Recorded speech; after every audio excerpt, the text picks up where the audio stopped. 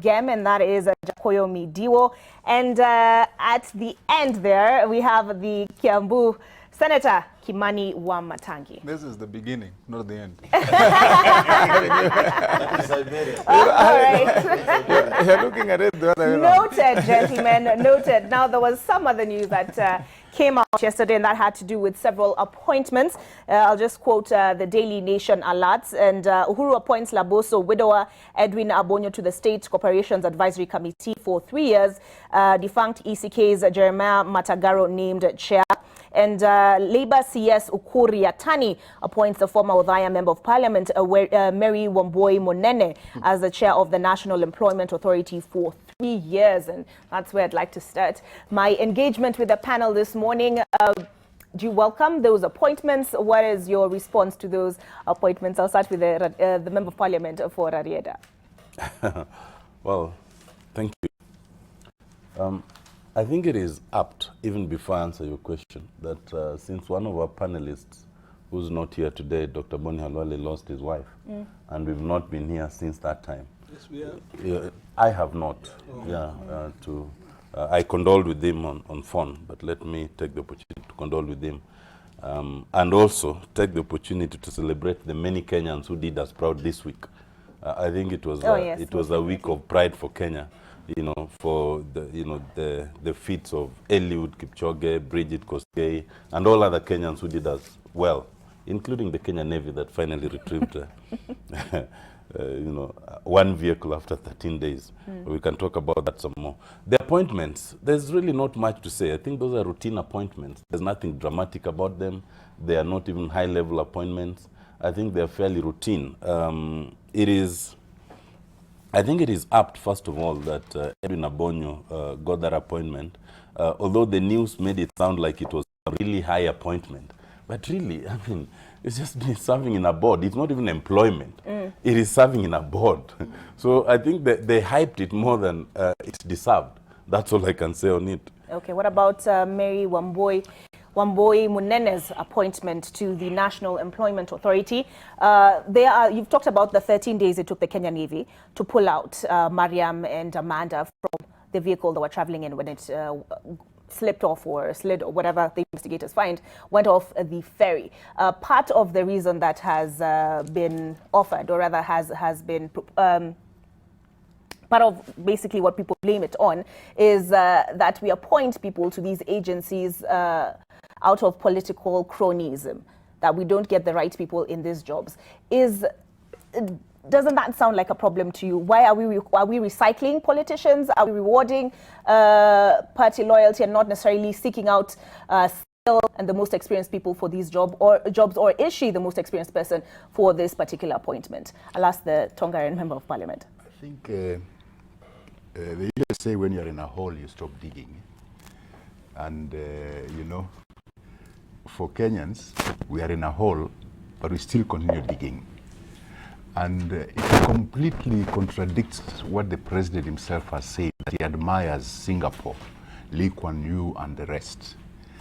What Lee Kuan Yew did, he appointed people who had knowledge and capacity to handle the dockets they were given. The capacity to actually handle. For us, we just keep on putting people in any position, whether they are going to, because if for example, I am a medical doctor by profession. If you make me the chairman of Kenya Maritime Institute, I won't perform, honestly. So putting the right people in the right places is very important if we want to really get out of the hole we are in. But our political situation is such that, as you said it yourself, cronyism and patronage. Cronyism and patronage. And that is what is killing this country. And this kind of appointments, while I don't begrudge the people who have been given the appointments, but it would have been good if they were appointed in the areas where they are capable, where they have capacity to really handle that scenario. Because take the unemployment situation. If you are employing anybody, putting anybody in a board to take care of the unemployment issues, you should get somebody who is well versed in that area and has the capacity to actually come up with policies that can help with the situation. But you see, this is just an appointment for the sake of jobs for the boys and the girls. It's not for the good of the country. And I think this is serious. And I think Jubilee better start getting serious. It's only 3 years away to the next election. This continuous blundering is not going to help them. All right, Kericho Senator. I think the word that Eseli is looking for is meritocracy, where merit counts for something, and I agree with him. The only difficult bit for some of us, and I've said this a few weeks ago, that some of us must learn to confront the ghost of our past actions. We have, though not in person, but collectively, supported some of these not so good appointments in the past. So it shouldn't be seen as if we are now complaining because of one political consideration or the other. But having said that, we must learn to speak the truth, because they say it's only a fool who does not learn from his own mistakes. So having learned from previous mistakes, I'd say that perhaps we need to look at the requisite legislation in terms of state appointments to many of our parastatals. Most of our parastatals are actually seriously struggling with issues of governance and all sort of malfunctions within the institution because of the kind of people that we put in our boards. And I think a time has come for us as Parliament to consider and critically look whether this route of having appointments being made actually by the head of state is perhaps the best way to look at it. Of course, I understand the logic and the thinking that once you have a head of state, you will be able to look at the whole country conclusively and say that for this kind of parastatal, I'd get a person of this kind of expertise. But now with this kind, what the last few appointments has shown us is that is a tall order for us in Kenya.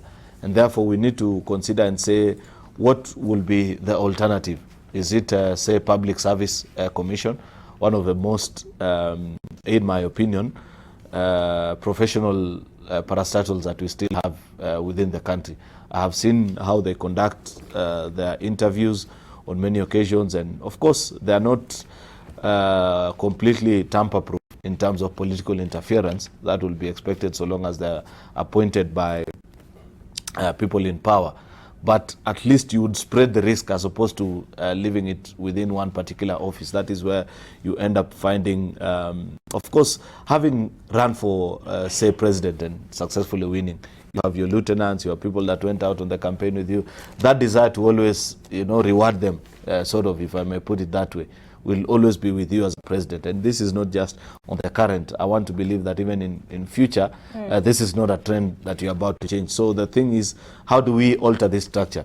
Should we retain, my proposal will be, okay, you can keep the chairmanship still nominated by the executive, but at least the other board members be nominated by Public Service Commission through a process. And I think Okiya Omtata had gone to court. I haven't kept so much in touch with what happened to that case, in that he was arguing and saying the arrival of how these names are arrived at is not a competitive process as is expected of any public participation. They don't call out for people to express their desire to serve in those positions, so that now you have people who've expressed the desire, then you vet and ensure that you have the right people with the right competencies and skills. If that had been done, then we wouldn't be having this kind of situation. I've seen there's a lot of hue and cry about, say, Mary Wamboi, and it's understandable, because I know what National Employment Authority was meant to achieve.